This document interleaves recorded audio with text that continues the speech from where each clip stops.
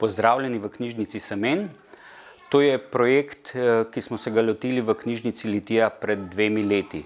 To je tudi projekt, ki so se ga lotile slovenske knjižnice že pred časom, mi pa smo to začeli v 2023 in je danes že v polnem teku.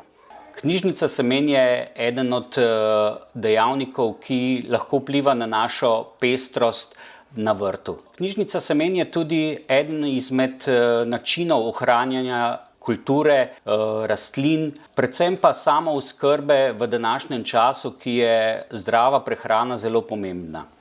Knjižnica Semen s svojim delovanjem krepi lokalno skupnost, pripomore k biotski pestrosti kulturnih rastlin in samooskrbi. Knjižnica Semen se odpira v februarju, takrat, ko je čas za prva semena, da jih damo kaliti, če želimo, da imamo septembra kaj pridelka.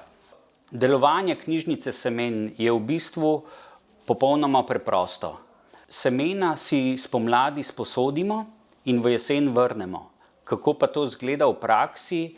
To je tako, da semena, ki jih si sposodimo, posadimo, potem pa v jeseni, ko rastlina odraste, poberemo semena iz najboljših rastlin, najbolj močnih, najbolj zdravih.